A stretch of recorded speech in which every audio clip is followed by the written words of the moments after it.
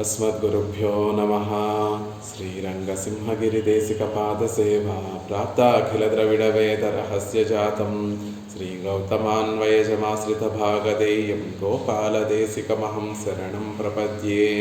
श्रीमद्गौतमवंशनायकमणेर्गोपालसूरेसुतं तत्पादाम्बुजलब्धयुग्मनिगमान्तार्धं सुशीलं सदा सद्विद्याविनयादिसद्गुणनिधिं स्वाचार्यनिष्ठान्वितं वन्दे वैष्णवभूषणं तमनघं श्रीरङ्गरामानुजं कौशिकान्वयसञ्जातं वेङ्कटार्यतनूभवं वेदान्ताचार्यसच्चिष्यं उडैवर्लुगुरुं भजे।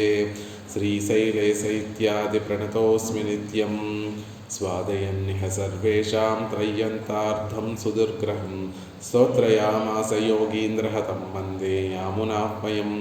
नमो नमो यामुनाय यामुनाय नमो नमः। नमो नमो यामुनाय यामुनाय नमो नमः। श्रीमत्कृष्णसमाह्वाय नमो यामुनसूनवे यत्कटाक्षैकलक्षाणां सुलभः श्रीधरः सदा। భాగవతోత్తములందరికీ దాసోహాలు సమర్పిస్తూ యామునాచార్యుల వారు పరమకృపతోటి అనుగ్రహించినటువంటి అత్యంత ఆశ్చర్యకరమైన ఆనందకరమైనటువంటి స్తోత్రం ఆళ్వందార్ స్తోత్రం. స్తోత్రరత్నం అనేటటువంటి ఈ స్తోత్రంలో 32వ శ్లోకాన్ని నిన్నటి రోజున చూసాం. విరాజమానోజ్వల పీతవాససం స్మితాతశీసూన సమామలచ్చవిం నిమగ్ననాభిం తనుమధ్యమున్నతం విశాల వక్షస్థల శోభిలక్షణం. ఆళ్వందారులు పెరుమాళ యొక్క దివ్యమంగళ విగ్రహంలో ఉన్నటువంటి ఆ అతిశయాన్నంతటినీ కూడా చక్కగా సేవిస్తూ ఒక్కొక్క అవయవంలో ఉన్నటువంటి ప్రత్యేకతను, అందులో ఉన్నటువంటి శోభను మనసారా ఆస్వాదిస్తూ తద్వారా జనితమైనటువంటి ఆనందంతో ఇంత గొప్ప శోభాయమానంగా ఉన్నటువంటి ఓ స్వామి, నిన్నెప్పుడు చేరుతానో కదా, ఎప్పుడు నీకు కైంకర్యాన్ని సమర్పిస్తానో కదా, నీ వెంట నడుస్తూ ఎప్పుడు నిన్ను అనుసరిస్తూ పరమపదంలో నువ్వు ఎక్కడికి వెళితే అక్కడికి అనుసరిస్తూ నీ ఆ వైభవాన్ని అంతటినీ కూడా సేవిస్తూ తద్వారా జనితమైనటువంటి ప్రీతితోటి కైంకర్యం ఎప్పుడు చేసి నిన్ను ఆనందింపజేస్తానో కదా అని ప్రార్థిస్తున్నారు. నిన్నటి రోజున పెరుమాళ్ళ యొక్క పీతాంబరం యొక్క వైభవాన్ని, ఆ తర్వాత పెరుమాళ్ళ యొక్క దివ్య తిరుమేని కాంతి, ఆయన నుండి వచ్చేటటువంటి తేజస్సు యొక్క వైభవాన్ని, ఆయన యొక్క తిరునాభి యొక్క వైభవాన్ని, ఆయన యొక్క కటి ప్రదేశం యొక్క వైభవాన్ని, ఆయన యొక్క విశాలమైనటువంటి వక్షస్థలం యొక్క వైభవాన్ని, అక్కడ ఉన్నటువంటి శ్రీవత్సం అనేటటువంటి లాంఛనం యొక్క వైభవాన్ని చక్కగా అనుభవింపచేశారు ఆళ్వందారులు. ఇక ఈరోజు పెరుమాళ్ళ యొక్క తిరు తోళ్గల్ అంటే పెరుమాళ యొక్క భుజములను సేవిస్తున్నారు ఆళ్వందారులు. ఆ భుజముల యొక్క వైభవాన్ని మనకి తెలియజేస్తున్నారు. చకాసతం ఇత్యాది తిరుతోళ్గళిల్ ఐశ్వర్య వీర్యాదిగళయం అజగయ్యం అనుభవిక్కిరార్. తిరుతోళ్గళిల్ పెరుమాళ యొక్క తిరుభుజములు, బాహువులు యొక్క ఐశ్వర్య వీర్యాదిగళయం అజగయ్యం అనుభవిక్కిరార్. ఆ భుజములను మనం గనక సేవిస్తే అందులో ఏం కనిపిస్తుందండి? దేనికి సూచకంగా ఉంటాయి ఆ భుజములు అంటే పెరుమాళ్ళ యొక్క ఐశ్వర్యానికి సూచకంగా ఉంటాయి. పెరుమాళ్ళ యొక్క వీర్య గుణానికి సూచకంగా ఉండేటటువంటి ఆ భుజములు. ఏమిటి ఐశ్వర్యము? ఆ భుజములకు ఉండేటటువంటి ఐశ్వర్యం ఏమిటి అంటే 2 అందమైనటువంటి తామర పువ్వుల వంటి ఆభరణములు ధరించినటువంటి భుజములు. ఆ భుజములు ఒక శ్రీహస్తంతో చక్రతాళ్వాన్ని, ఒక శ్రీహస్తంతో శంఖతాళ్వాన్ అనేటటువంటి 2 దివ్యమైనటువంటి ఆభరణాలను ధరించినటువంటి ఆ భుజములు తిరుత్తోళ్గల్ అంటున్నారు. అంతేకాదండి, లక్ష్మీదేవికి ఆవాస స్థానమైనటువంటి భుజములు. లక్ష్మీదేవి ఎక్కడ సేద తీరుతుంది అంటే పెరుమాళ యొక్క భుజములనే ఆసరాగా చేసుకొని సేద తీరేటటువంటి గొప్ప అది ఆయన భుజములకు ఉండేటటువంటి ఐశ్వర్యము. లక్ష్మీదేవి స్పర్శతోటి గొప్ప శోభ కలిగినటువంటి భుజములు. లక్ష్మీదేవి ధరించినటువంటి ఆభరణం యొక్క చిహ్నములు కలిగినటువంటి చిహ్నములు అనేటటువంటి ఐశ్వర్యం కలిగినటువంటి భుజములు. ఇక భుజములను చూస్తే మనకి ఏం గుర్తొస్తుంది అంటే మల్లాండ తిండోళ్ మణివన్న సేవడి సెవ్వి తిరుక్కాపు. ఆ భుజాలను చూస్తుంటే మన ఆశ్రితులకి కలిగినటువంటి దుఃఖములన్నిటినీ కూడా తొలగించడంలో గొప్ప వీర్యగుణం కలిగినటువంటి భుజములు. ఆయన బాహువులను చూస్తే స్వామి అంత గొప్పవైనటువంటి బాహువులు మా కోసమే కదా ఉన్నాయి, ఆశ్రితుల యొక్క విరోధములను పోగొట్టి వారికి కావాల్సినటువంటి సుకృతములన్నిటినీ కూడా ప్రసాదించడం కోసమే కదా నువ్వు భుజములు అంత దీర్ఘమైనటువంటి బాహువులు కలిగి ఉన్నావు అనేటటువంటి విషయము మనకి తెలుస్తుంది. ఆ భుజములను సేవిస్తే పెరుమాళ్ళ యొక్క పరాక్రమం అంతా కూడా కనిపిస్తూ ఉంటుంది. అలా ఐశ్వర్యము, పరాక్రమము, వీర్య గుణము కలిగినటువంటి భుజములు అజగయం అనుభవిక్కిరారిక, చెప్పలేనంత గొప్ప అందము కలిగినటువంటి ఆ భుజాలను సేవిస్తున్నారు ఆళ్వాన్దారులు ఈ శ్లోకంలో అనేటటువంటి విషయాన్ని తెలియజేస్తున్నారు. ఎవరో ఒకరు కాదు, రాజేశ్వరి గారు అన్మ్యూట్ చేసుకొని చెప్పవలసిందిగా ప్రార్థిస్తున్నాను. చకాసతం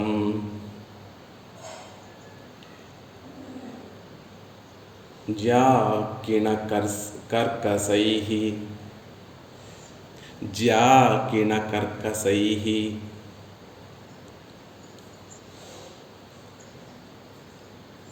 सुभैः चतुर्भिः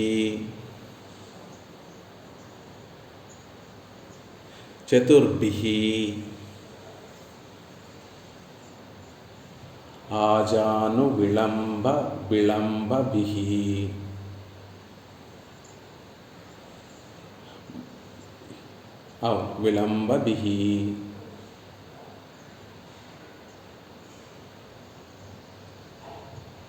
भुजैः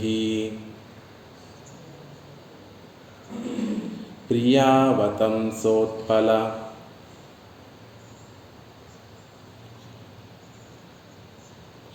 कर्णभूषण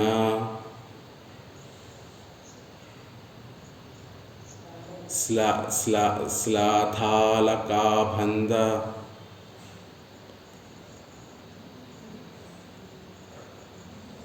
विमर्द संसिभिः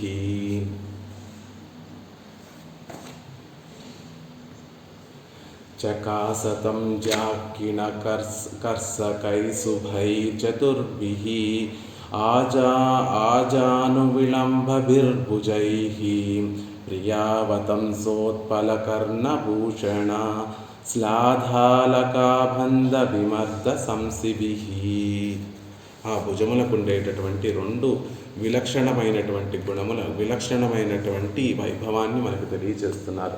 మొదటి రెండు పాదములతోనూ ఆశ్రితుల యొక్క విరోధుల్ని పోగొట్టేటటువంటి ఒక సూచకాన్ని, ఆశ్రితులకి కావాల్సినటువంటివన్నిటినీ కూడా కటాక్షించేటటువంటి ఒక విషయాన్ని, వైభవాన్ని తెలియజేస్తూ మిగిలినటువంటి రెండు పాదములను అంటే మూడవ పాదంతోనూ నాలుగవ పాదంతోనూ లక్ష్మీదేవికి ఎంతో ఇష్టమైనటువంటివి, లక్ష్మీదేవి యొక్క ఆభరణ చిహ్నములు కలిగినటువంటి గొప్ప ఐశ్వర్యం కలిగినటువంటి భుజములు అనేటటువంటి విషయాన్ని చెప్తున్నారు. జాకిణకర్సకైః శుభైః చతుర్భిః ఆజానువిలంబిభిర్భుజైః. జ్యా అంటే నారి, వింటి యొక్క నారి, బాణం ధనుస్సు యొక్క నారి ఏదైతే ఉంటుందో దాన్ని జ్యా అనేటటువంటి దాంతో చెప్తారు. జ్యా నారి యొక్క, కిణః రాపిడి చేత, పెరుమాళ్ళు రాక్షసుల్ని సంహరించడానికి తన చేతిలో ఉన్నటువంటి ధనస్సుకు ఉండేటటువంటి నారిని వెనక్కి భుజముల వరకు లంఘించి ఆ బాణములు ప్రయోగిస్తూ ఉంటారు. కాబట్టి అలా నారి యొక్క నారి ప్రతిసారి ఆ భుజములకి తగలడం వల్ల కర్సకైః కఠినములుగా అయినటువంటి భుజనముల నారి వచ్చేప్పుడు ఆ భుజాలకి తగులుతూ ఉండడం వల్ల కాయలు కాచినటువంటి భుజములు. నారి యొక్క రాపిడి వల్ల కాయలు ఏర్పడినటువంటి, అంటే ఆ సుకుమారంగా ఉండేటటువంటి పెరుమాళ యొక్క తిరుమేనికి ఆ నారి యొక్క రాపిడి వల్ల అదంతా కూడా మొరటుగా కాయలుగా కాచిందండి. అలాంటి కాయలు కాచినటువంటి కఠినమైనటువంటి భుజములు.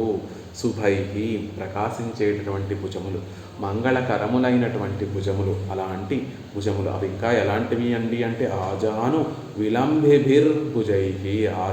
జానుగుల వరకు పర్యంతము, మోకాల పర్యంతము కూడా విలంబిభిః వ్యాపించినటువంటి భుజైహి, అలాంటి భుజములను మేము సేవిస్తున్నాము.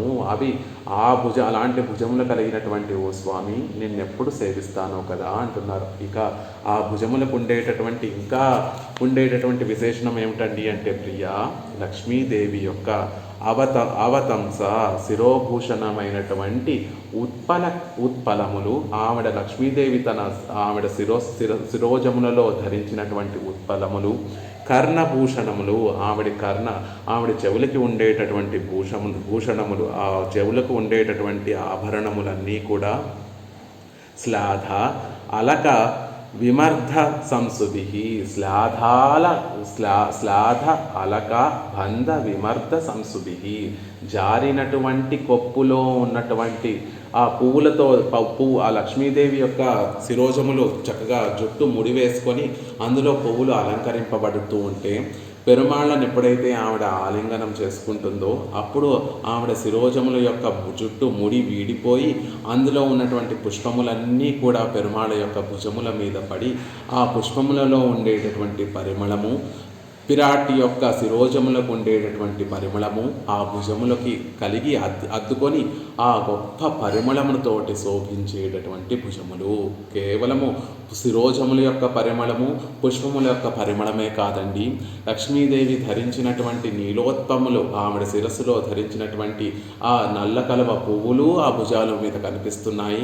ఆవిడ ధరించినటువంటి కర్ణభూషణముల యొక్క గుర్తులు పెరుమాళ యొక్క భుజముల మీద, భుజకీర్తుల మీద మనకు దర్శనమిస్తున్నాయి. అలా పిరాటిమారుల యొక్క శిరస్సులో ఉన్నటువంటి పుష్పములు కలిగినటువంటివి, పిరాటిమారుల యొక్క కర్ణభూషణముల యొక్క గుర్తులు కలిగినటువంటివి, పిరాటిమారుల యొక్క శిరోజముల యొక్క పరిమళము విరజల్లుతున్నటువంటి భుజములు, పిరాటిమారుల యొక్క శిరోజములలో ధరించినటువంటి పుష్పముల యొక్క పరిమళములు కూడా ఆ భుజములు వెదజల్లుతున్నాయి. అలాంటి వీటన్నిటితో కూడా ఒక అతిశయం భుజములకి కలుగుతుంది. అలాంటి అతిశయం కలిగినటువంటి భుజములు లక్ష్మీదేవిని ఆలింగనం చేసుకోవడం వల్ల ఒక గొప్ప వైభవం కలిగినటువంటి ఆ భుజంలో కలిగినటువంటి ఓ స్వామి నిన్నెప్పుడు సేవిస్తానో, నీకెప్పుడు కైంకర్యం చేస్తానో కదా అంటున్నారు. అలా వీటితోటి చకాసతం గొప్ప తేజస్సుతోటి వెలిగిపోయేటటువంటి వాడా, ఒక గొప్ప ప్రకాశంతో వెలిగిపోతున్నటువంటి ఓ స్వామి నిన్నెప్పుడు సేవిస్తానో కదా అంటున్నారు. చకాసతం జాకిణకర్షకై నారి యొక్క రాపిడితోటి ఏర్పడినటువంటి కాయలు కాచినటువంటి భుజములు, కఠినమైనటువంటి భుజములు కలిగినటువంటి వాడు, ఆశ్రయించినటువంటి వారికి శుభములు కలగజేసేటటువంటి భుజములు కలిగినటువంటి వాడు, శుభైహి ఆశ్రయించినటువంటి వారికి మంగళమును కలగజేసేటటువంటి భుజములు, చతుర్భిహి పెరుమాళకి 4 భుజములు ఉంటాయండి అని 4 భుజములు కలిగినటువంటి స్వామి, ఆజాను విళంబిభిర్భుజైహి మోకాళ్ళ వరకు ఉన్నతంగా ఉన్నటువంటి భుజములు కలిగినటువంటి ఆజానుబాహువుగా ఉన్నటువంటి భుజములు కలిగినటువంటి వాడు.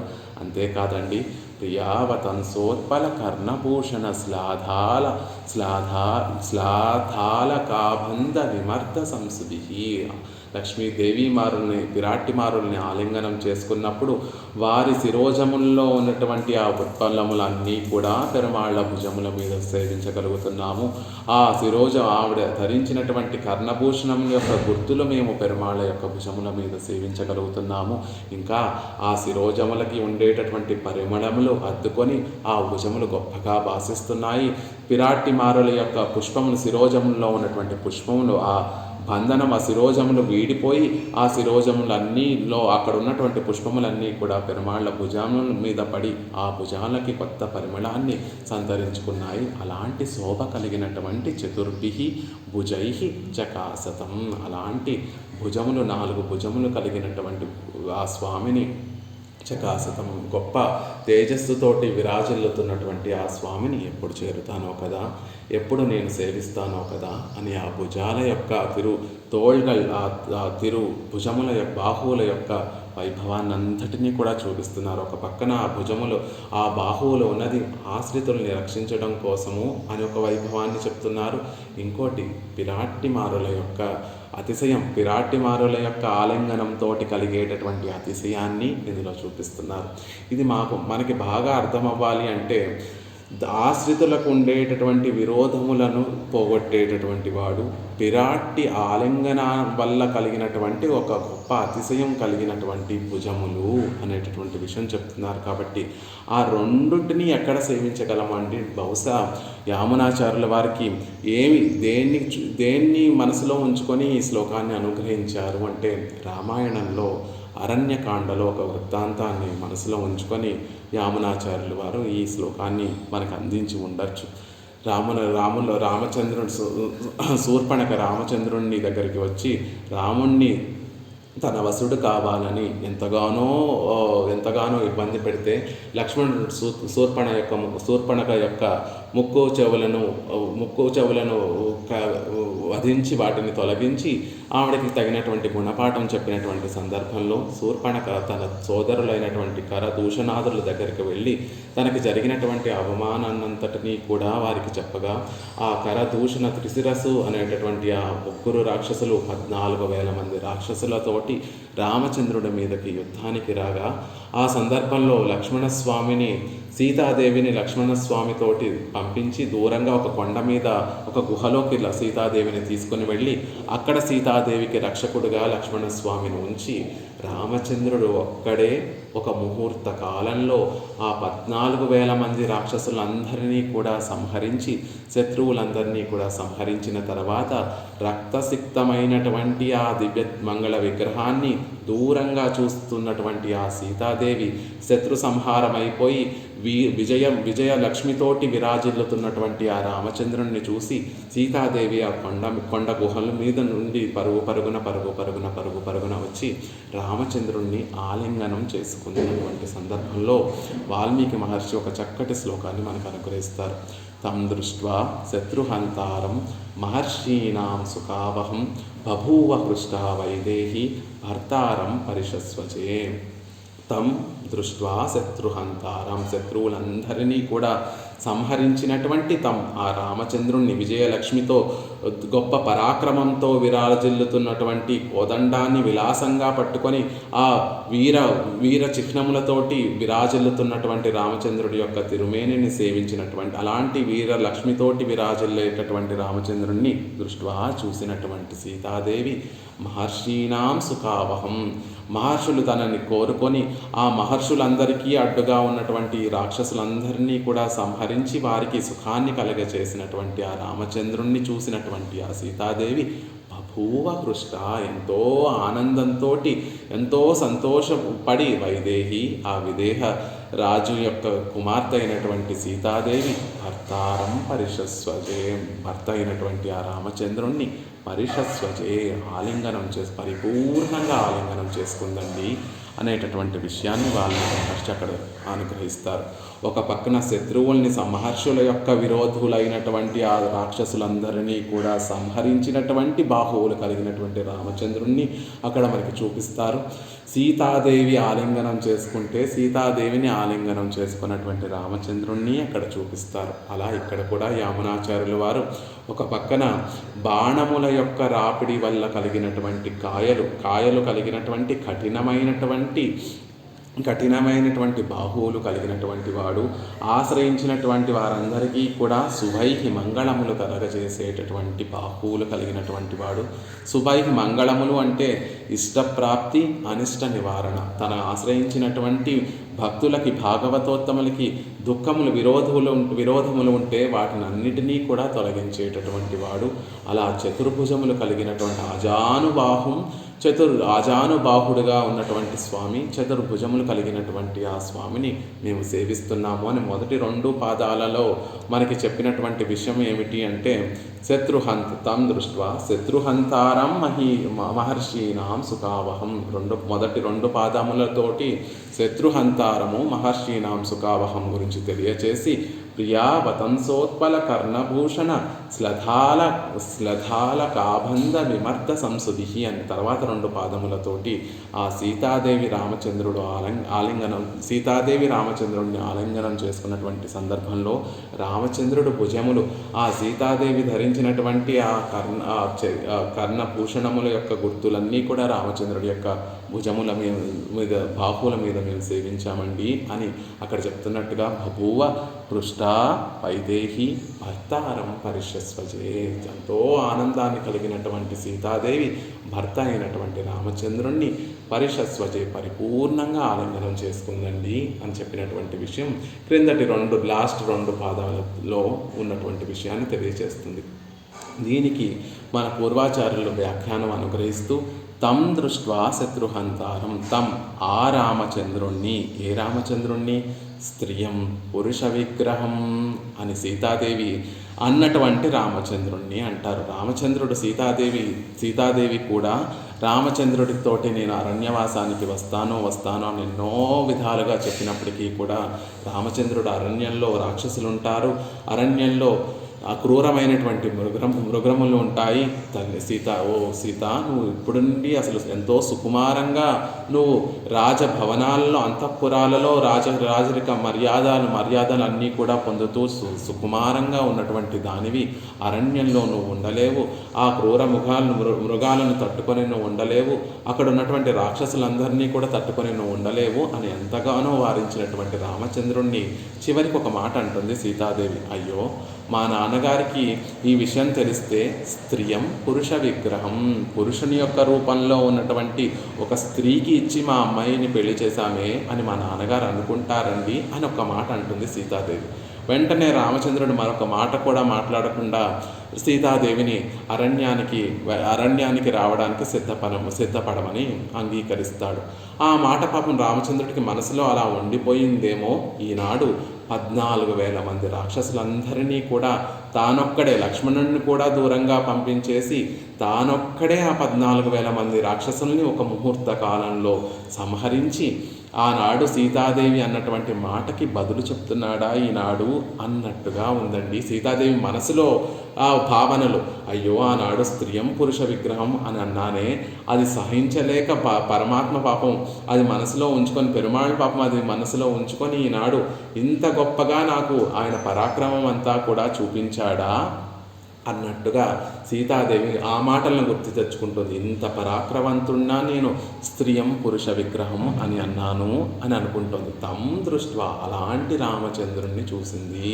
ఎలా ఉన్నాడట రామచంద్రుడు, ఒక మందార పువ్వు చక్కగా విచ్చుకుంటే ఎలా అయితే ఎర్రగా గొప్పగా ప్రకాశిస్తుందో అలా శరీరం అంతా కూడా, తిరుమేని అంతా కూడా ఎరుపెక్కేటట్లుగా ఆ రక్తం, రాక్షసుల్ని సంహరించినటువంటి రక్తస్థితమైనటువంటి రక్తంతో కూడినటువంటి ఆ తిరుమేనినంతటినీ కూడా చూస్తూ అలా ఎర్రని తిరుమేని కలిగి సౌకుమారి అతిశయంతో కలిగినటువంటి తం దృష్ట్వా అలాంటి రామచంద్రుణ్ణి తం చూసింది సీతాదేవి అంటున్నారు. అభిమానంతో సమీపించేటటువంటి, అప్పటి వరకు ఎలా ఉన్నాడు రామచంద్రుడు, అక్కడ ఉన్నటువంటి రాక్షసుల మీద విక్రమ వీర్యగుణంతోనూ పౌరుషంతోనూ వారందరినీ కూడా శిక్షించేటటువంటి వాడిగా ఉన్నాడు. కానీ సీతాదేవి ఎప్పుడైతే పరుగున రామచంద్రుడి దగ్గరికి వస్తోందో ఆనందకరమైనటువంటి తేజస్సుతోటి విరాజిల్లుతున్నాడు. అంటే శత్రువులకేమో సమీపించడానికి కూడా, దగ్గరికి సమీపించడానికి కూడా చూడలేనంత గొప్ప తేజస్సుతోటి, పరాక్రమమైనటువంటి తేజస్సుతోటి వెలిగేటటువంటి వాడు. కానీ తనను అభిమానించి ఆశ్రయించేటటువంటి వారందరికీ కూడా ఆనందాన్ని ప్రసాదించేటటువంటి చల్లనైనటువంటి తేజస్సు కలిగినటువంటి రామచంద్రుడు. అలా ఆహ్లాదకరమైనటువంటి తేజస్సుతో విరాజిల్లేటటువంటి రాముణ్ణి, అలాంటి రాముణ్ణి చూస్తున్నాను. గొప్ప ఆనంద అతిశయాన్తో కూడినటువంటి తేజస్సు కలిగినటువంటి రాముణ్ణి. తం దృష్ట్వా శత్రుహంతారం, ఎలాంటి రాముణ్ణి, ఋషులకిచ్చినటువంటి అభయప్రదానం, ఋషులని నేను రాక్షసులందరినీ కూడా సంహరించి మీకు సుఖాన్ని కలగజేస్తాను అని చెప్పినటువంటి రాముడు ఆ ప్రతిజ్ఞను ఏదో సముద్ర ఘోషలాగా వ్యర్థంగా విడిచిపెట్టకుండా, సముద్రంలో ఘోష ఎవరికి ఉపయోగపడుతుంది, అది కేవలం ఎప్పుడూ నిరంతరం ఆ ఘోష వస్తూనే ఉంటుంది, కానీ ఎప్పుడూ అది ఎవరికి ఎలా అయితే ఉపయోగపడదో అలా రాముడు మహర్షులకు ఇచ్చినటువంటి మాట కూడా ఎక్కడ సముద్ర ఘోషలా విడిచిపెడతాడో అనే బెంగ లేకుండా మహర్షులకు ఇచ్చినటువంటి మాటను చక్కగా నిలబెట్టుకొని వారికి సుఖాన్ని కలిగించినటువంటి అలాంటి రామచంద్రుణ్ణి చూసింది సీతాదేవి అంటారు. ఒక బంగారంలో చక్కగా పగడాలన్నిటినీ కూడా అద్దితే, ఎర్రని వజ్రాలను ఎర్రని రత్నాలన్నిటినీ కూడా అద్దితే ఆ బంగారపు ఆభరణం ఎంత శోభాయమానంగా ఉంటుందో, అలా శత్రువులందరినీ కూడా సంహరించి గొప్ప వీరలక్ష్మితోటి విరాజిల్లేటటువంటి రామచంద్రుడి యొక్క తిరుమేని కూడా ఆ శత్రువులతోటి యుద్ధం చేయడం వల్ల కలిగినటువంటి వ్రణములు, అంటే ఆ రక్తసిక్తమైనటువంటి శరీరం అంతా కూడా దెబ్బలు తగిలినటువంటి ఆ దివ్యమంగళ విగ్రహాన్ని చూస్తుంటే ఒక బంగారు ఆభరణానికి ఎర్రటి రత్నములతోటి పొదిగితే ఎంత ఆహ్లాదకరంగా ఉంటుందో, అలా ఇంద్రనీల మేఘవర్ణముతోటి విరాజిల్లేటటువంటి ఆ దివ్య తిరుమేనిలో ఈ శత్రువుల యొక్క రక్తసిక్తమైనటువంటి ఆ రక్తవర్ణమంతా కూడా ఒక చక్కటి బంగారము మీద ఎర్రని రత్నములు పొదిగితే ఎంత శోభాయమానంగా ఉంటుందో, అలాంటి వీర్యలక్ష్మితోటి విరాజిల్లేటటువంటి రాముణ్ణి దృష్ట్వా అలాంటి రాముణ్ణి సేవించిందండి. దృష్ట్వా చూసింది, తన కన్నులారా సీతాదేవి రామచంద్రుణ్ణి చూసింది అంటున్నారు. ఎలా చూసిందట అంటే, ఆ రోజుల్లో గొప్ప భోగ్యాన్ని అనుభవించడం కోసం ఆ రోజుల్లో ఉండేటటువంటి వారు ఏం చేసేవారు అంటే, నల్ల కలువ పువ్వులు అవి సహజంగానే చాలా గొప్ప పరిమళాన్ని అంతటినీ కూడా వెదజల్లుతూ ఉంటాయి. కానీ అవి ఇంకా గొప్పగా పరిమళం కలగాలి అని ఆ నల్ల కలువ పువ్వుల్ని పన్నీరులో ముంచుకొని దాన్ని ఒక మాలగా చేసుకొని ధరిస్తూ ఉండేవారట. ఎండలో ఆ ఎండ తాపాన్ని నుంచి తట్టుకోవడానికి, తమకు తాము ఒక అతిశయాన్ని కలిగించుకోవడానికి, మనం ఈరోజు ఎలా అయితే పర్ఫ్యూమ్లు సెంట్లు వాడుతున్నామో ఆ రోజుల్లో ఉండేటటువంటి వారు నల్ల కలువ పువ్వులను తెప్పించుకొని వాటిని పన్నీరులో ముంచి కొద్దిసేపు వాటిని నాననిచ్చి ఆ పన్నీరు పరిమళమంతా ఆ తామర పువ్వుల్లో ఉన్నటువంటి ఆ పరిమళం రెండూ కూడా బాగా అతిశయించేటట్టుగా వాటిని ఉంచి తర్వాత ఆ మాలికను ధరించే వారిలాగా యుద్ధంలో ఆయాసంతో అలసినటువంటి తన శరీరాన్ని, రామచంద్రుడి యొక్క నల్ల కలువ పువ్వు లాంటి ఆ శరీరాన్ని తన కన్నుల వాలుచూపులు అనేటటువంటి పన్నీరుతోటి ఉంచేసిందండి సీతాదేవి. ఎలా అయితే లోకంలో ఉన్నటువంటి వారు ఆ నల్ల కలువ పూల్ని పన్నీరులో ముంచి తర్వాత అధికమైనటువంటి అతిశయంతో దాన్ని ధరిస్తారో, నల్ల కలువ పువ్వు వంటి తిరుమేని సౌందర్యం కలిగినటువంటి ఆ రామచంద్రుడు ఆ వ్రణములతోటి, అంటే ఆ యుద్ధంలో పడినటువంటి గాయములతోటి ఉన్నటువంటి ఆ శరీరాన్ని అంతటినీ కూడా చల్లని పన్నీరు లాంటి తన చూపులతోటి సీతాదేవి ముంచెది రామచంద్రుడి యొక్క ఆ తిరుమేనినంతటినీ కూడా చూసి ఆయనకి సుఖాన్ని కలగజేస్తుంది అంటున్నారు. ఎండ దెబ్బ తగిలినటువంటి వారు చల్లని చెరువులో ఎలా అయితే దిగి తమ తాపాన్నంతటినీ కూడా తీర్చుకుంటారో, రాక్షసులు ప్రయోగించినటువంటి బాణఘాతములకి గురి అయినటువంటి ఆ రామచంద్రుడి యొక్క శరీరానికి కలిగినటువంటి ఆ శ్రమనంతటినీ కూడా తన క్రీగంటి చూపుతోటి సీతాదేవి చూస్తూ ఆయనని ముంచెత్తిందండి. ఆయనకి సుఖాన్ని కలగజేస్తోంది. అలా ఆవిడ చూసింది. ఆవిడ చూపు ఎలా ఉంది అంటే, రామచంద్రుడికి అప్పటి వరకు కలిగినటువంటి ఆ శ్రమనంతటినీ కూడా తీర్చేటట్టుగా దృష్ట్వా అలా సీతాదేవి చూసిందండి. తన కన్నులతోటి క్రీగంటి చూపుతోటి రామచంద్రుడికి అతిశయాన్ని కలిగించి సుఖాన్ని కలిగించేటట్టుగా దృష్ట్వా అలా చూసింది అంటున్నారు. శత్రుహంతారం, శత్రువులందరినీ కూడా సమూలంగా నాశనం చేసినటువంటి ఆ రామచంద్రుడు. నిజంగా రామచంద్రుడికి ఆ రాక్షసులకి విరోధం ఏమీ లేదు, కానీ తన భక్తులైనటువంటి ఆ మహర్షులందరినీ కూడా పీడించేటటువంటి వారు ఈ రాక్షసులందరూ కాబట్టి వారిని సంహరించినటువంటి వాడు. తన భక్తులకి విరోధములు ఏవైతే ఉంటాయో ఆ విరోధములన్నిటినీ కూడా తొలగించేటటువంటి వాడు. అలా మహర్షుల యొక్క విరోధులైనటువంటి రాక్షసులందరినీ కూడా సంహరించినటువంటి వాడు. సీతాదేవికి ఇంత ఆనందం ఎందుకు కలిగిందండి అంటే, రామచంద్రుడి యొక్క పరాక్రమం ఆవిడకి తెలియదా అంటే తెలుసు. కానీ ఆవిడకి ఎందుకు ఇంత ఆనందం కలిగింది అంటే, రాక్షసుల్ని సంహరించినందుకు కాదండి, మహర్షీనాం సుఖావహం, తన బిడ్డలైనటువంటి ఆ మహర్షులకి ఆనందాన్ని కలగజేశాడు కాబట్టి, రామచంద్రుడు కలగజేశాడు కాబట్టి సీతాదేవి అంత పొంగిపోయి ఆశ్రితుల్ని రక్షించడంలో ఎంత దీక్ష కలిగినటువంటి వాడా పరాత్పరుడో ఆ శ్రీమన్నారాయణుడు అని ఆవిడ ఆనందంతో వచ్చి కౌగిలించుకుంది. పరమపదంలో ఎప్పుడూ పరాత్పరుడు మనందరినీ కూడా రక్షిస్తూనే ఉంటాడు, ఆశ్రితులందరినీ కూడా రక్షిస్తూ ఉంటాడు. ఆ రోజు గజేంద్రుడు పిలిస్తే పరమపదం నుండి పరిగెత్తుకుంటూ ఆయన కిందకు వచ్చి ఆ గజేంద్రుడిని రక్షించి మళ్ళీ పరమపదం చేరిపోయాడు. కానీ పాపం ఆ సభలో, రాజసభలో ఒక రాణి అందరూ చూస్తుండగా తన భర్త అయినటువంటి చక్రవర్తిని ఆలింగనం చేసుకోవడానికి అవ్వదు. ఎందుకంటే అక్కడ సభా మర్యాదలన్నీ కూడా ఉంటాయి. తనకి ఇప్పుడే ఛాన్స్ దొరికింది పాపం సీతాదేవికి. ఆయనేమో కిందకి రామచంద్రుడిగా దిగి వచ్చాడు, లక్ష్మీ పిరాట్టి ఏమో సీతా పిరాట్టిగా ఈ లోకానికి అవతరించింది. ఆహా, ఎప్పటి నుంచో ఆశ్రితుల్ని ఇంత గొప్పగా రక్షించేటటువంటి దీక్ష కలిగినటువంటి వారు మా వారు. ఎప్పుడూ ఆయనని ఒకసారి ఆలింగనం చేసుకొని నా ఆనందాన్నంతని, మన బిడ్డల్ని ఇంతలా రక్షించేటటువంటి ఆయనను ఒకసారి ఆలింగనం చేసుకొని నా ఆనందాన్నంతటినీ కూడా వ్యక్తపరచాలనుకుంటున్నాను. ఆ పరమపదంలో అస్సలు కుదరదు, క్షీరాబ్దిలో అసలే తీరిక ఉండదు. మా స్వామికి ఎప్పుడూ కూడా ఆశ్రితుల్ని రక్షించడంలోనే నిమగ్నమై ఉంటారు. ఎప్పుడెప్పుడు ఈయనని సంభావిద్దామా, మన బిడ్డలని రక్షిస్తూ నాకు ఆనందాన్ని కలగజేస్తున్నటువంటి మా వారికి ఎప్పుడు చక్కగా నా ఆనందాన్ని వ్యక్తపరిచేటటువంటి ఒక అవకాశమే రావట్లేదు అని ఇప్పుడు ఆ అవకాశం కలగడం వల్ల ఆవిడ పరిషత్స్వజే గొప్పగా ఆలింగనం చేసుకుందట. ఎందుకు? మహర్షీనాం సుఖావహం, రాక్షసుల్ని సంహరించడం వల్ల, లేకపోతే అంత గొప్ప వీర్యలక్ష్మితోటి విరాజిల్లుతున్నటువంటి రాముని యొక్క సౌందర్యాన్ని చూసినటువంటి తద్వారా కలిగినటువంటి ఆనందము కాదండి. మహర్షీనాం సుఖావహం, ఆ మహర్షులకు, తన బిడ్డలైనటువంటి ఆ మహర్షులకి ఆశ్రితుల్ని రక్షించి వారికి సుఖాన్ని చేశాడు కాబట్టి రామచంద్రుడు, తద్వారా ఈవిడికి గొప్ప ఆనందం కలిగింది కాబట్టి భర్త అయినటువంటి రామచంద్రుణ్ణి పరిషత్స్వజే, ఆమెని కౌగిలించుకుందండి అంటారు. యుద్ధారంభంలో ఏమైపోతుందో రాముడు ఒక్కడు ధర్మాత్ముడు ఇక్కడ, అటువైపేమో అధర్మాన్నే పాల్పడేటటువంటి 14,000 మంది రాక్షసులు. అసలు ఈ ధర్మాత్ముడైనటువంటి రామచంద్రుడు అధర్మమే పాటించేటటువంటి 14,000 మందితోటి యుద్ధం చేయగలడా?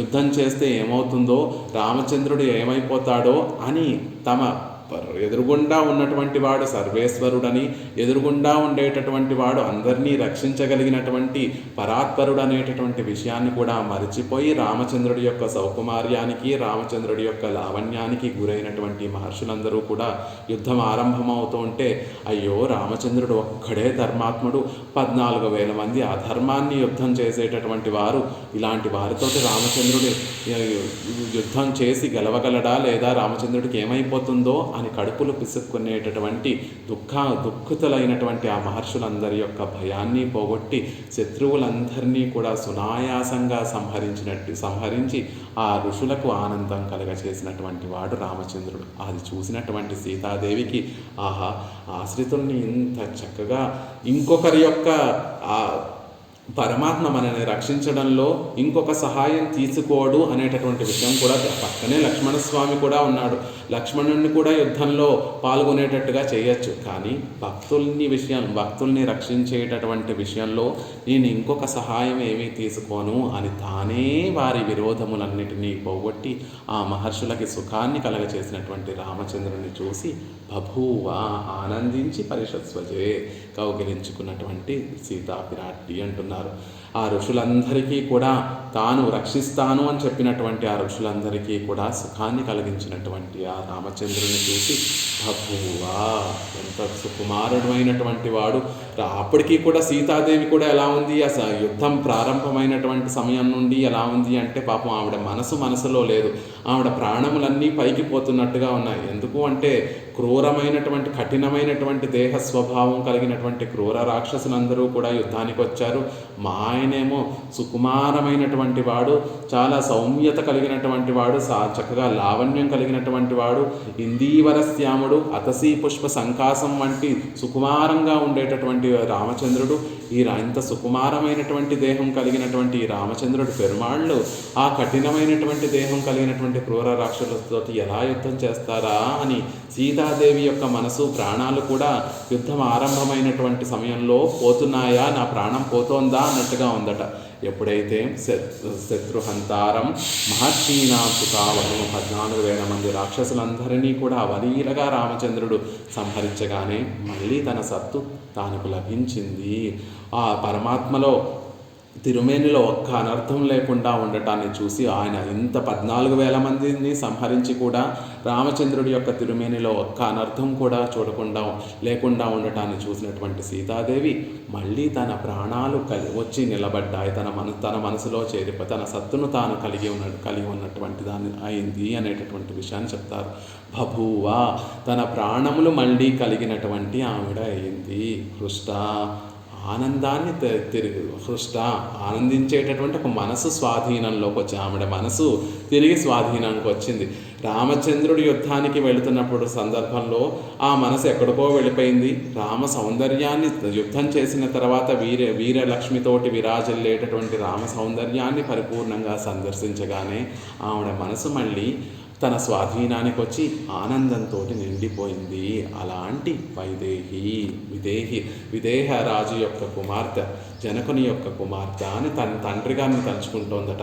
అయ్యో, ఇలాంటి వంశంలో నేను పుట్టకపోయింటే నాకు ఈ అదృష్టం కలిగి ఉండేది కాదు కదా. జనక మహారాజు యొక్క కుమార్తెగా పుట్టడం వల్లే పెరుమాళ్లతోటి పాణిగ్రహం అయింది అని తన తండ్రి గారు చేసినటువంటి మహోపకారాన్ని గుర్తు చేసుకుంటోందట ఆవిడ. ఒక్క శివధనస్సును ఎత్తితేనే మా నాన్నగారు సంబరపడిపోయారు. శివధనస్సుని అవలీలగా ఎత్తి దాన్ని భగ్నం చేస్తేనే మా నాన్నగారు ఎంతలా పొంగిపోయి నన్ను రామచంద్రుడికి ఇచ్చి పరిణయం కట్టబెట్టారు. అదే ఇదంతా కూడా చూస్తే మా నాన్నగారు ఇంకెంత సంబరపడిపోయి ఉండేవారో కదా. అయ్యో, మా నాన్నగారు కూడా ఈ వీర స్వరూపాన్ని చూస్తే ఇంకా ఎంత గొప్పగా పొంగిపోయేవారు కదా అని తన తండ్రి గారిని తలుచుకుంటోందట. వైదేహి అని తన తండ్రి గారిని తలుచుకుంటోంది సీతాదేవి అంటారు.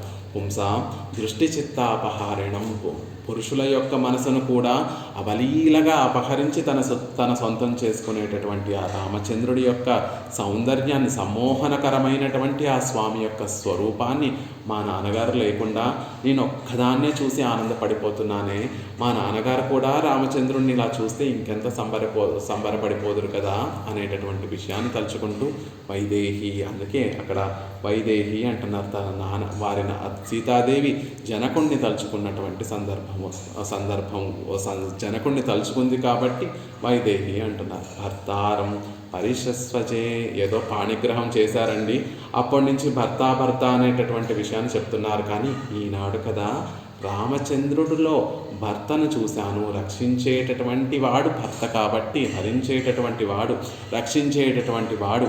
అప్పటి వరకు సీతాదేవి పాణిగ్రహం అయిన తర్వాత నుంచి రామచంద్రుడు చేసినటువంటి మొదటి గొప్ప రక్షణ కార్యం ఇదే కాబట్టి రామచంద్రుడిలో భర్త అనేటటువంటి భావం ఈనాడు సార్థకత కలిగిందండి. రక్షించేటటువంటి వాడు నన్ను ఒక గుహలో ఉంచి నాకు రక్షణగా లక్ష్మణస్వామిని ఉంచి తానొక్కడే 14,000 మంది రాక్షసుల్ని అవలీలగా సంహరించి నన్ను రక్షించి భర్త అనేటటువంటి సార్థకతాన్ని పొందాడు. కాబట్టి భర్త అయినటువంటి రామచంద్రుడు ఏదో మామూలుగా అక్కడ ఏదో పదాన్ని ప్రయోగించకుండా ఈనాడు కదా నిజమైనటువంటి రక్షించేటటువంటి స్వభావం కలిగినటువంటి భర్త అనేటటువంటి దానికి సార్థకత ఏర్పడింది. అందుకని భర్తారం పరిశస్వచే, పరిపూర్ణంగా కౌగిలించుకుందట. తగినంత ఆలింగనం చేసుకుంది. ఆ గాయాలు తగ్గే వరకు కౌగిలించుకుంది. ఏమని చెప్తారు అంటే సీతాదేవి భూజ, భూమి యొక్క కుమార్తె అని చెప్తారు. భూమి ఔషధాలన్నిటికీ కూడా నిలయమైనటువంటిది భూమి. అంటే భూమిలో అన్ని ఔషధాలు కూడా ఉంటాయి. అలాంటి భూజ రామచంద్రుడికి బాణముల వల్ల కలిగినటువంటి ఆ ఘాతములన్నిటినీ కూడా తాను కౌగిలించుకోవడం వల్ల రామచంద్రుడికి కలిగినటువంటి ఆ గాయములన్నిటినీ కూడా తాను భూజ కాబట్టి, భూదేవి యొక్క కుమార్తె కాబట్టి, ఆ ఔషధులన్నిటికీ కూడా తాను నిలయము కాబట్టి తాను రామచంద్రుడిని కౌగిలించుకోవడం వల్ల రామచంద్రుడికి ఏర్పడినటువంటి ఆ గాయములన్నీ కూడా తగ్గిపోయాయండి అనేటటువంటి విషయాన్ని రసోక్తిగా చెప్తూ ఉంటారు. అలా గాయములు తగ్గే వరకు కౌగిలించుకోండి. పరిషత్స్వజే అంటే మామూలుగా కౌగిలించుకోవడం కాదు, పరిపూర్ణంగా కౌగిలించుకోవడం. అలా పరిపూర్ణంగా అన్ని వైపుల నుండి గాఢాలింగనం చేసుకుంది అంటున్నారు. ఇలా గాయాలు తగ్గేంత వరకు తన హృదయంతో కాపడం ఉంచింది. కాపడం అది వేడిని తగిలేటట్టుగా ఆయనకి కాపడం, ఆ గాయాలకు కాపడం పెట్టిందండి అంటున్నారు. ఆ గాయాలకు ఆలింగనమే మందు. ప్రియుడి యొక్క గాయాలకు ఆలింగనమే మందైనప్పుడు 5 సార్లు అయితే ఏమిటి, 500 సార్లు అయితే ఏమిటి, అనేక మార్లు అయితే ఏమిటి. అందుకని మళ్ళీ మళ్ళీ మళ్ళీ మళ్ళీ మళ్ళీ ఆ ప్రియుడికి రామచంద్రుడికి కలిగినటువంటి ఆ గాయాలకు తన ఆలింగనమే మందు కాబట్టి మళ్ళీ మళ్ళీ మళ్ళీ మళ్ళీ మళ్ళీ కౌగిలించుకొని పరిపూర్ణంగా కౌగిలించుకుందండి అంటున్నారు. మనసుకు కలిగేటటువంటి గాయాలకే ఆలింగనం మందైనప్పుడు శరీరానికి తాకినటువంటి దెబ్బల గురించి మళ్ళీ చెప్పాలా? ఆ ఆలింగనం, సీతాదేవి ఆలింగనం ఎప్పుడైతే రామచంద్రుడికి లభించిందో వెంటనే ఆయన ఆ దివ్యమంగళ విగ్రహానికి కలిగినటువంటి ఆ ఘాతములన్నీ కూడా, బాణఘాతముల వల్ల కలిగినటువంటి ఆ గాయములన్నీ కూడా తొలగిపోయాయి అంటున్నారు. అవన్నీ కాదండి, ఒక తీగ కొమ్మ యొక్క ఆధారం లేకుండా ఎలా అయితే ఉండగలదో, రామచంద్రుణ్ణి విడిచి ఎక్కడో దూరంగా ఉన్నటువంటి సీతాదేవి అనేటటువంటి ఆ తీగ మళ్ళీ రామచంద్రుడి దగ్గరికి వచ్చి ఆ కొమ్మకు చుట్టుకొని ఉంటేనే తన సత్తు తాను ఉండగలదు అనేటటువంటి విషయం. తనకి రామచంద్రుడు ఆధారంగా లేకపోతే నేను ఉండలేను అనేటటువంటి విషయాన్ని చెప్పడం కోసం ఒక తీగ ఎలా అయితే ఆ స్తంభాన్ని ఒక కర్ర పుల్లని చుట్టుకోకుండా ఎలా అయితే ఉండలేదు, ఒక ఆలంబన లేకుండా ఎలా అయితే ఒక తీగ ఉండలేదు, సీతాదేవి కూడా రామచంద్రుణ్ణి పరిషస్వజే కౌగలించుకొని నేను ఆయన వల్లే ఉండగలుగుతున్నాను. జీవుడు అనేటటువంటి వాడు రామచంద్రుడు పరమాత్మ అనేటటువంటి ఆ ఆలంబనాన్ని పుచ్చుకొని మాత్రమే ఉండగలదు అనేటటువంటి విషయాన్ని తెలియజేయడం కోసం సీతాదేవి అలా రామచంద్రుణ్ణి పరిషత్స్వజే ఆలింగనం చేసుకొని నా స్వరూపము నీకు పరతంత్రురాలుగా ఉండడమే, నేను స్వతంత్రంగా తీగ ఎలా అయితే ఆలంబనం లేకుండా ఉండలేదో నేను స్వతంత్రంగా నిన్ను విడిచి ఉండలేను స్వామి, నీకు పరతంత్రురాలులైనటువంటి దానిని అనేటటువంటి విషయాన్ని ఆవిడ యొక్క ఆలింగనం మనకు తెలియజేస్తోంది అంటున్నారు. అలా రామచంద్రుణ్ణి ఎలా అయితే ఆనాడు సీతాదేవి కౌగిలించుకున్నప్పుడు ఆ విశేషాన్నంతటినీ కూడా వాల్మీకి మహర్షి తం దృష్ట్వా శత్రుహంతారం మహర్షీనాం సుఖావహం బభూవ హృష్ట వైదేహి భర్తారం పరిషస్వజే అనేటటువంటి విషయంలో ఆ శ్లోకంలో ఆశ్రితుల యొక్క దుఃఖాలను పోగొట్టి మహర్షులకు సుఖావహం కలిగించినటువంటి వాడు, సీతాదేవి కౌగిలి వల్ల కౌగిట్లో ఉన్నటువంటి రామచంద్రుడి బాహువులను ఎలా అయితే వాల్మీకి మహర్షి తాను దర్శించి మనందరికీ కూడా ఆ వైభవాన్ని ఎలా అయితే తెలియచేశారో ఇక్కడ కూడా యమునాచార్యుల వారు చకాసతం కర్కసైః శుభైః చతుర్భిర్ ఆజానువిళంభిర్భుజైః ప్రియా వసంతోత్పలకర్ణభూషణ శ్లథాలకాబంధ విమర్ధ సంసుభిః అని మొదటి 2 పాదాలతోనూ పెరుమాళ్ళ యొక్క ఆశ్రిత రక్షకత్వాన్ని తెలియజేస్తూ చివరి 2 పాదాలలో విరాట్టి కౌగిలితోటి కలిగినటువంటి అతిశయం కలిగినటువంటి బాహువులు అనేటటువంటి విషయాన్ని తెలియజేస్తున్నారు. జాకిణ కర్సకైః తజుంబిరందు సాన్గనాంతోయిందవామాంగై ఎంగిరపడియే శ్రీ సాన్గత్తిల్ நாணித்தழும்போலே அலங்கிருதமான திருத்தோள்கள் తజుంబిరందు సాంగంతోయందవామంగై ఆళ్వార్లో అందమైనటువంటి బాహువులలో సాంగం అనేటటువంటి వింటి యొక్క నారి తగిలినందువల్ల ఏర్పడినటువంటి కిణములు కలిగినటువంటి భుజములు. ఆ బాణం ప్రయోగించాలి అంటే ఆకర్ణ పర్యంతం రామచంద్రుడు బాణం ఎలా ప్రయోగిస్తాడు అంటే తన చెవుల దాకా ఆ నారిని తన చెవుల దాకా సంధించి తర్వాత బాణాన్ని బిగించి తర్వాత బాణాన్ని ప్రయోగిస్తాడు. కాబట్టి అలా ఆ నారిని లాగి లాగి లాగి ఆ నారి వచ్చి ఆ భుజాలకు తగులుతూ ఉండేదండి. సుకుమారమైనటువంటి భుజములకి ఆ నారి తగలడం వల్ల ఏర్పడినటువంటి రాపిడితోటి అక్కడ కాయలు కాచాయండి. అలాంటి కాయలు కలిగినటువంటి భుజములు. நாணித்தஜும்பு எல்லாவத்துக்கும் ఉండైగయ్యాలే సవ్య సాచియంగై. పెరుమాళకి 4 భుజములు ఉంటే ఆ 4 భుజముల్లో ఈ ఇంటి నారి రాపిడి వల్ల ఏర్పడినటువంటి ఆ కాయలు కనిపిస్తూ ఉన్నాయట. 4 భుజములలో ఈ కాయలు కనిపిస్తూ ఉన్నాయి. అలా 4 భుజములలో ఈ కాయలు సేవిస్తుండటం వల్ల ఆయన సవ్యసాచి 4 భుజములతోనూ బాణాలు ప్రయోగించి ఆశ్రితుల విరోధాలు పోగొట్టగలిగినటువంటి సామర్థ్యము కలిగినటువంటి వాడు అంటున్నారు. ఆశ్రిత విరోధిగళై అజియచ్చైదు తజుంబై యుడైత్తాన్ తోల్గల్.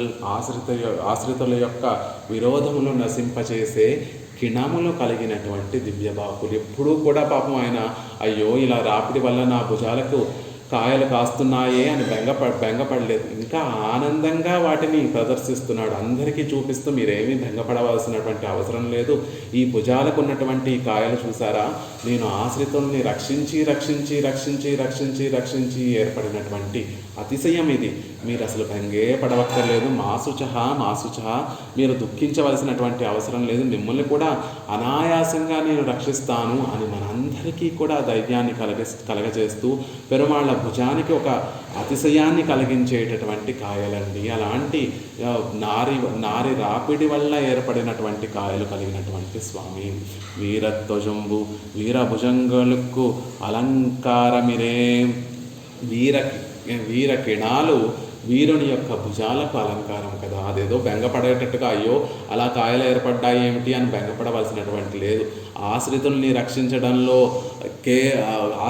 రక్షించడంలో వ్యామోహం కలిగినటువంటి ఆ స్వామికి ఆ పరమాత్మ యొక్క వీరభుజములకి అవి ఆభరణములుగానే నిలుస్తాయి, అలంకారములుగానే నిలుస్తాయి అంటున్నారు. పెరుమాళ్ళ భుజాలకి కాయలు ఏర్పడతాయి, మన భుజాలకి కాయలు ఏర్పడతాయి అంటున్నారు. పెరుమాళ్ళ విషయంలో ఆశ్రితుల్ని రక్షించడంలో బాణములు వేసి వేసి వేసి ఆభరణాలు ధరించి ధరించి చేతులు కాయలు కాచిపోతున్నాయి, ఆయన భుజములు కాయలు కాచిపోతున్నాయి. అది ఆయన ఆశ్రితుల్ని రక్షించడంలో ఉండేటటువంటి వ్యామోహాన్ని, త్వరను, తదైక దీక్షను తెలియచేస్తూ ఉంటే మన భుజాలు కూడా కాయలు కాస్తాయండి అని చెప్తారు ఆళ్వార్లు. ఎందుకు మన భుజాలు కాయలు కాస్తున్నాయి అంటే పలపిరప్పం అని అనేక జన్మలన్నీ కూడా మనం తీసుకుంటున్నాం.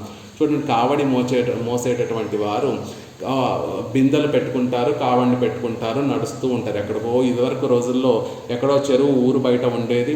అక్కడ నుండి నీళ్లు తెచ్చుకోవాలి అంటే కావడిని తీసుకొని వెళ్ళి ఆ చెరువులో నీళ్లు నింపుకొని మళ్ళీ తిరిగి ఇంటికి నడుస్తూ ఉంటారు. కొంచెం దూరం వచ్చాక ఈ భుజాన్ని మోసేటటువంటి కావడి మోస్తూ ఈ భుజం కనుక నొప్పి చేస్తే ఆ కావడిని మళ్ళీ ఇంకొక భుజం మీదకి మార్చుకుంటూ ఉంటారు. మళ్ళీ దాంతో కాసేపు మోస్తూ ఉంటారు. అలా కావడి మోసి వారి భుజాలకి ఆ గుర్తు అలా ఏర్పడిపోయి ఉంటుంది. అక్కడ కాయలు కూడా కాచి ఉంటాయి. మనమందరం కూడా జన్మలు ఎత్తి ఆ కావడి మోయడం వల్ల భుజములకి ఎలా అయితే కాయలు కాసాయో మనం కూడా జన్మలు ఎత్తి అలా కొన్ని జన్మలు ఎత్తటమే మళ్ళీ నొప్పేస్తుంది, కష్టంగా ఉంది అంటే మళ్ళీ ఇంకొక భుజాన్ని మార్చుకొని అయినా కావడిని మోస్తూనే ఉంటాం తప్ప అయ్యో జన్మ పరంపరల నుండి బయటకు వచ్చి పెరుమాళ్ళ పాదార విందాలను ఆశ్రయించి ఇక జన్మ సంసారం అనేటటువంటి వలయం నుండి బయటపడాలి అనేటటువంటి దృష్టి లేకుండా అలా జన్మలు ఎత్తుతూ శ్రమైనా సరే ఎలా అయితే కావడివాడు భుజాలు మార్చుకుంటూ కావడిని మోస్తూ ఉంటాడో మనం కూడా మన జన్మలు అలాగే మనం జన్మలెత్తుతూ ఉంటామే తప్ప పెరుమాళ్ళ యొక్క పాదార విందాలు ఆశ్రయించి జన్మరాహిత్యాన్ని పొంది ఆ పరమాత్మకి నిత్య కైంకర్యం చేయాలనేటటువంటి ఆలోచనే రాదు. అలా మన భుజాలకి కాయలు కాస్తుంటే అది మన సంసారంలో మునిగి ఈ సంసార జన్మలు ఎత్తడం వల్ల ఆయన భుజాలకి ఆ కాయలు కాస్తూ ఉంటాయండి. మన భుజాలకు ఉండేటటువంటి కాయలు మనకి దోషంగా ఉంటే అవి మన యొక్క నైత్యాన్ని తెలియజేస్తూ ఉంటే ఆయన భుజం మీద విరాజిల్లేటటువంటి ఆ కిణములు వీరకిణాలు ఆయన వీరభుజాలకు అలంకారంగా ఉంటాయి. ఆశ్రితుల్ని రక్షించడంలో ఇంత దీక్ష కలిగినటువంటి వాడు కాబట్టి అలా బాణాలు ప్రయోగించి ఆశ్రితుల యొక్క విరోధములన్నింటినీ కూడా పోగొట్టేటటువంటి భుజములు కలిగినటువంటి వాడు అంటున్నారు. దీనికి ఒక చక్కటి పంచస్తవాలలో కూరత్తాళ్వాన్ అనుగ్రహించినటువంటి పంచస్తవాలలో ఒక శ్లోకంలో చెప్తారు, స్వామి నీ భుజములకి ఆ కాయలు ఎందుకు కాసాయి, ఎందుకు ఆ కిణములన్నీ కూడా వచ్చాయి ఓ వరద, ఎందుకు అంటే ఆనాడు నువ్వు గోవర్ధనగిరి ఎత్తావు, మా కోసం గోవర్ధనగిరిని ఎత్తావు. ఆ గోవర్ధనగిరి ఎత్తడం వల్ల నీ చేతులు కందిపోయి ఆ భుజములకు కాయలు కాసాయా, లేకపోతే సముద్రాన్ని చిలికావు, అలా సముద్రాన్ని మర్దనం చేయడం వల్ల నీ భుజములకు కాయలు కాసాయా, లేకపోతే 7 రోజుల పాటు గోవర్ధనగిరిని ఏకదాటిగా ధరించావు, దానివల్ల నీ భుజములకు కాయలు కాచాయా, లేకపోతే 7 వృషభాలను కంఠాలను నప్పిన్న పిరాటి కోసం చిరునవ్వుతో వాటిని మర్దించావు, దానివల్ల నీ భుజాలు కాయలు కాసాయా. ఇవేమి చేసినా కూడా నీ భుజములు వాడిపోలేదు, నీ భుజములు కాయలేదు. కానీ ఆశ్రితుల్ని రక్షించడం అనేటటువంటి దీక్ష వల్ల మాత్రం నీ భుజములకు కాయలు కాచాయే. ఎంతటి ఆశ్చర్యము వరద! ఆశ్రితుల్ని రక్షించడంలో నీకు ఎంతటి ఆరాటం ఉందయ్యా, నీకు ఎంతటి అభినవేశం ఉంది. సముద్రాన్ని మదించినా చిలికినా నీ భుజములు కొంచెం కూడా శ్రమ పడలేదు. 7 రోజుల పాటు గోవర్ధనగిరిని ఏకదాటిగా ధరించిన నీ భుజములకు కాయలేదు. ఆ 7 వృషభాలను నప్పిన పిరాటి కోసం 7 వృషభాలను మర్దించినా నీ భుజములు కాయలేదు.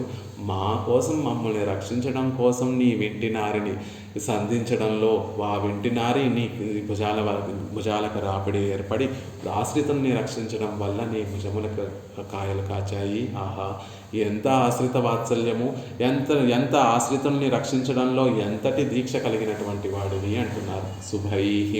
శుభేన మనసాధ్యాతం ఎన్నుమా పోలే ఆశ్రిత సమృద్ధియే ప్రయోజనమాగా వెరుంబరుత్తిలే ఉపకరిక్కుం తోள்கள் ఎన్నుదల్. శుభేన మనసాధ్యాతం, మంచి మనసుతో ధ్యానింపబడినది అనే విధంగా ఆశ్రితుల సమృద్ధియే ప్రయోజనంగా ప్రత్యుపకారం ఏమీ ఆశించకుండా రిక్తంగా ఉపకారం చేసేటటువంటి బాహువులు. మనం పెరుమాళ్ళకి ఏదైనా సమర్పిస్తే దానికి ప్రత్యుపకారంగా ఆయన అన్నిటినీ ఇస్తున్నాడండి అనుకుండా శుభేన మనసాధ్యాతం, నన్ను ఆశ్రయించినటువంటి నా భక్తులందరూ కూడా ఎప్పుడూ సమృద్ధిగా ఉండాలి, వారికి ఎప్పుడూ కూడా మంగళములు కలగాలి అని నిత్యము మనసులో ధ్యానించేటటువంటి పరమాత్మ. అలాంటి పరమాత్మ యొక్క బాహువులు. బృందావనం వెళ్ళాలని అందరూ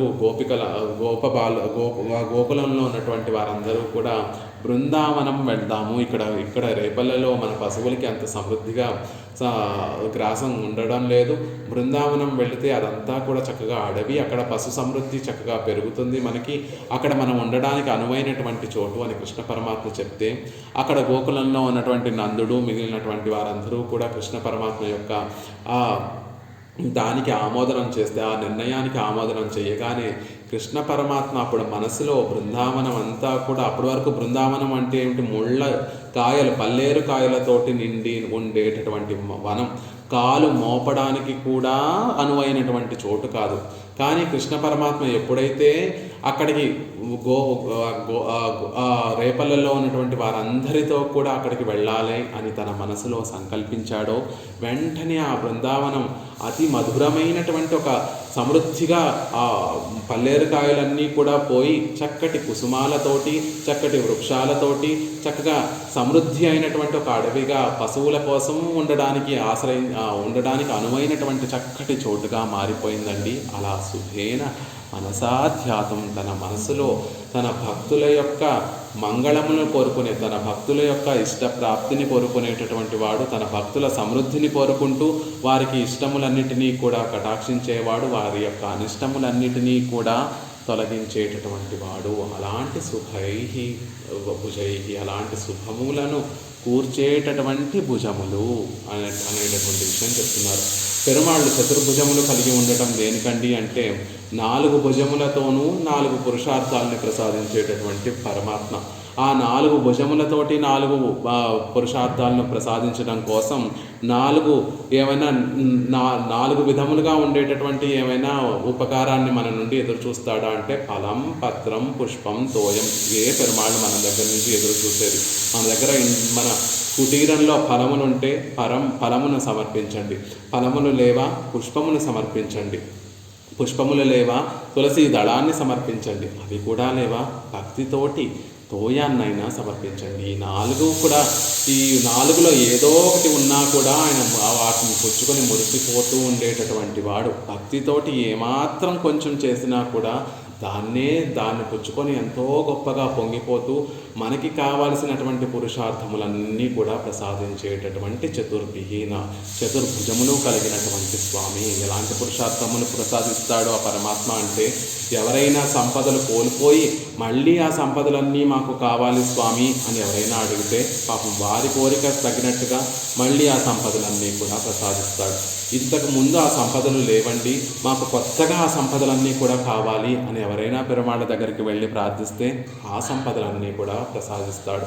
మాకు ఇహలోక పురుషార్థములు ఏమీ అక్కర్లేదు, కైవల్యం కావాలి అని ఎవరైనా ప్రార్థిస్తే ఆ కైవల్యాన్ని ప్రసాదిస్తాడు. ఇవన్నీ కాదు స్వామి, పరమపదం చేరి నీకే కైంకర్యం చేయాలి, నువ్వే మాకు కావాలి అని కోరుకుంటే దాన్ని ప్రసాదిస్తాడు. అలా చతుర్విధ పురుషార్థములు, అర్థము కోల్పోయి మళ్ళీ ధనాన్ని కావాలనుకునేటటువంటి వారిని రక్షిస్తాడు, కొత్తగా సంపదలు కావాలనుకున్నటువంటి వారిని రక్షిస్తాడు, వాటిని ప్రసాదిస్తాడు, కైవల్యాన్ని ప్రసాదిస్తాడు, మోక్షాన్ని ప్రసాదిస్తాడు. అలా 4 భుజములతోటి చతుర్విధ పురుషార్థములన్నీ కూడా ప్రసాదించేటటువంటి వాడు. చతుర్విధ పురుషార్థములు అంటే ధర్మ, అర్థ, కామ, మోక్షములన్నిటినీ కూడా ప్రసాదించేటటువంటి వాడు అనేటటువంటి విషయాన్ని చెప్తున్నారు. தோள்கள் ஆசிரித்துக்கு ప్రాప్యమాన తోள்கள் ఎన్నుదల్. ఆశ్రితకు ప్రాప్యమాన తోள்கள், ఆశ్రయించినటువంటి వారికి ప్రాప్యమైనటువంటి భుజములు, దర్శించగానే ఆనందాన్ని కలిగించేటటువంటి గొప్ప భుజములు. ఈ ముక్త పురుషుడు ఈ దేహంలో ఉన్నటువంటి జీవుడు ముముక్షువుడై అంటే మోక్షాన్ని మీద ఇచ్చ కలిగినటువంటి వాడై ఒక సదాచారుని ఆశ్రయించి ఆ సదాచారుడి వల్ల ప్రపత్తి శరణాగతి చేసి తద్వారా ఈ శరీరాన్ని విడిచిపెట్టి పరమపదం చేరిన తర్వాత ఆ ముక్త పురుషుడికి పెరుమాళ్ళు చెయ్యి అందిస్తే ఆ చెయ్యిని పట్టుకొని పెరుమాళ్ళ యొక్క పరమపదనాథుని యొక్క చేతిని ఆసరాగా తీసుకొని ఆయన ఒడిలో కూర్చోబెట్టుకుంటాడే, అది ఆశ్రితర్కు ప్రాప్యమాన తోள்கள். ఆశ్రయించినటువంటి వారందరికీ కూడా ప్రాప్యమైనటువంటి భుజములు, ఆశ్రితులందరినీ కూడా దగ్గరికి తీసుకునేటటువంటి భుజములు, ఆశ్రయించినటువంటి వారందరికీ కూడా మాసుచహ అని తమ అభయహస్తాన్ని చూపిస్తూ దుఃఖించకండి అని సాంత్వన చేసే అభయాన్ని ప్రసాదించేటటువంటి తోள்கள் భుజములు. అలాంటి చతుర్భుజములను ఈరోజు మేము సేవిస్తున్నాము. అలాంటి చతుర్భుజములు కలిగినటువంటి ఓ స్వామి, నిన్ను ఎప్పుడు చేరి నీకెప్పుడు నేను కైంకర్యాన్ని ప్రసాదిస్తాను, కైంకర్యాన్ని నేను చేసి నీకు ఆనందాన్ని కలిగిస్తాను కదా అనేటటువంటి విషయాన్ని చెప్తున్నారు. చతుర్భిహి కల్పకతరూపణైత్తా పోలే నాలాయ్ ఆశ్రిత రక్షణమే విళయా నిరాక పణైత్తపడి. కల్పక వృక్షంలాగా పలు శాఖానుశాఖలుగా విస్తరించినటువంటి 4గా ఉన్నటువంటి భుజములు. పరమాత్మకి ద్విభుజుడా చతుర్భుజుడా అంటే పరమపదంలో పెరుమాళ్ళు ఎప్పుడూ కూడా చతుర్భుజములతో వేయించేసి ఉంటారు. అలా కల్పవృక్ష యొక్క శాఖలు 4 దిశలో ఎలా అయితే సమృద్ధిగా పెరిగి ఉంటాయో అలా 4 భుజములు కలిగినటువంటి స్వామి. ఆశ్రిత రక్షణమే విళైనీరాగా పణైత్తపడి. ఆశ్రితలు రక్షించడం అనేటటువంటి విషయమే నీరుగా పోస్తే పెరిగినటువంటి కల్పక వృక్షం. మామూలుగా చెట్లకి నీరు పోస్తే ఆ చెట్టు సమృద్ధిగా పెరుగుతుంది. కానీ ఈ కల్పక వృక్షానికి పరమపదనాథుడు అనేటటువంటి ఈ కల్పక తరువుకి కల్పవృక్షానికి నీరేమిటండి అంటే ఆశ్రిత రక్షణమే నీరాగా. ఆశ్రిత రక్షణం అనేటటువంటి నీరు బాగా చెట్టుకు ఉంది కాబట్టే గొప్పగా పెరిగిందండి. ఆ చేతులు భుజములు కూడా 4గా ఉండి శాఖలుగా ఎలా పెరగగలిగాయి అంటే నిత్యము ఆశ్రితుల్ని రక్షించి ఆ చెట్టు 4 భుజములు కూడా శాఖలుగా పెరిగాయి అనేటటువంటి విషయాన్ని చెప్తున్నారు. ఆ కల్పక తరువు ఏం కోరుకున్నా ఇస్తుందండి. కానీ ఈ కల్పక తరువు పరమపదనాథుడు అనేటటువంటి కల్పక తరువు మాత్రం తనని తానే అందించేటటువంటి గొప్ప కల్పక వృక్షం. కల్పవృక్షానికి పెరుమాళకి పోలిక పెడుతూ ఉంటారు. కానీ ఆ కల్పవృక్షం దగ్గరికి వెళ్ళి, ఓ కల్పవృక్షమా, నువ్వు నాకు ఇచ్చేసుకో, ఇక నువ్వు నా పాదాల దగ్గర ఉండి నాకు ఏం కావాలంటే నాకు అది ప్రసాదించేటట్టుగా, నా మాట వినేటట్టుగా నువ్వు చేసుకో అంటే తనని తాను ఇచ్చుకోలేదు ఆ కల్పక వృక్షము. కానీ పెరుమాళ దగ్గరికి వెళ్ళి, ఓ స్వామి, నువ్వే నాకు రక్షకుడు, నువ్వు నాకు ఇచ్చేసుకో అని మనం ప్రార్థించవలసినటువంటి కూడా అవసరం లేదు. నువ్వే నాకు రక్షకుడివి అని ఆశ్రితులు ఆయన దగ్గరికి వెళ్ళి రక్షించమని ప్రార్థిస్తే చాలండి. ఆయన వీరికి దాసుడైపోయి వీరి యొక్క బాధ్యతనంతటినీ కూడా తన మీద ఉంచుకొని వారికి ఊడిగం చేస్తూ వారి చేతిలో మనిషి అయిపోతాడు. అలాంటి పరమపదనాథుడు, అలాంటి చతుర్భుజములు, ఆ భుజములతోటి వీరిని ఉద్ధరించేటట్టుగా ఉంటాడు ఆ స్వామి. వీరిని నెత్తి మీద ఉంచుకొని శిరస్సు మీద ఉంచుకొని చూసేటటువంటి గొప్ప స్వామి. అలాంటి చతుర్భుజములు కలిగినటువంటి స్వామి అనేటటువంటి విషయాన్ని చెప్తున్నారు. మిగిలినటువంటి విశేషాలు మళ్ళీ యథావకాశంగా తర్వాత రోజున సేవించేటటువంటి ప్రయత్నం చేద్దాం.